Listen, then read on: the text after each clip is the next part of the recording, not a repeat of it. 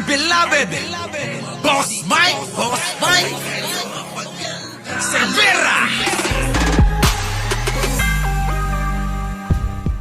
Bagamat hindi umano tututulan ng kanyang amang si Pangulong Ferdinand Bongbong Marcos Jr. ang pag-amyenda sa saligang batas para maitama ang mga butas nito, mistulang malamig naman si House Majority Leader Sandro Marcos.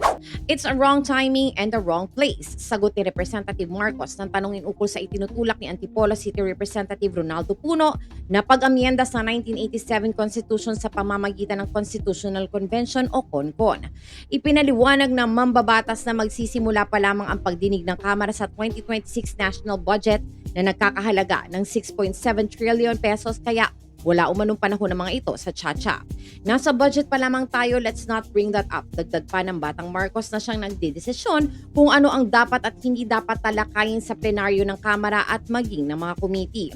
Anumang araw ay ihahain naman ni Puno ang joint resolution para magpatawag ng CONCON na siyang mag-aamyenda sa saligang batas. Layunin nitong bigyang linaw ang ilang kataga-kabilang na ang forthwith sa impeachment trial na iba-iba ani ang pagkakaintindi kaya hindi nagkakaroon ng agarang pagliliti sa articles of impeachment na isinampa ng Kamara laban kay Vice President Sara Duterte.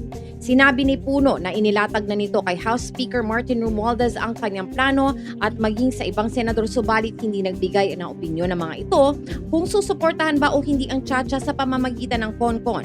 Sa ilalim ng 1987 Constitution, maaaring amyendahan ang saligang batas sa tatlong paraan na kinabibilangan ng CONCON, Constituent Assembly, CONAS at People's Initiative o PI. Gayunpaman, mas pinili ni Puno ang CONCON kung saan maghahalal ang taong bayan ng delegado na mag-aamyenda sa saligang batas dahil kung CONAS aniya ay maiistorbo ang trabaho ng mga senador at congressmen habang malabo naman ang PI dahil hindi ito tinanggap ng mamamayan noong nakaraang kongreso.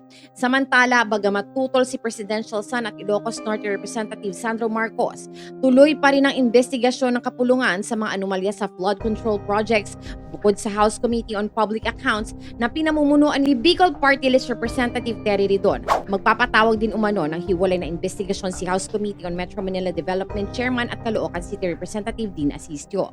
Ayon sa tanggapan ng mambabatas, aalamin ng nasabing komite ang ugat ng issue ng pagbaha sa Metro Manila noong July na nakaapekto sa buhay ng 14.7 na milyong individual sa Kalakhang, Maynila.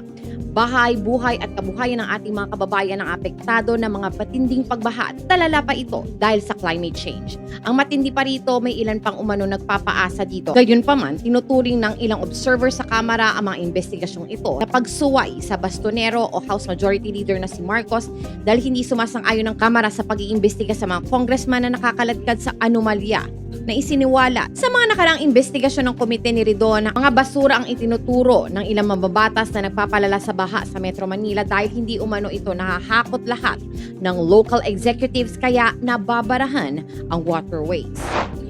Sa ngalan ni Boss Mike Cervera, ako po si Auntie Mama, also known as Anino TV, na nagsasabing mahalin po natin ang ating kapwa, ipagdasal po natin lagi ang ating bansa.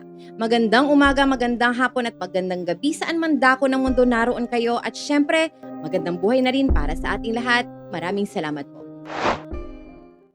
Our beloved Boss Mike Cervera.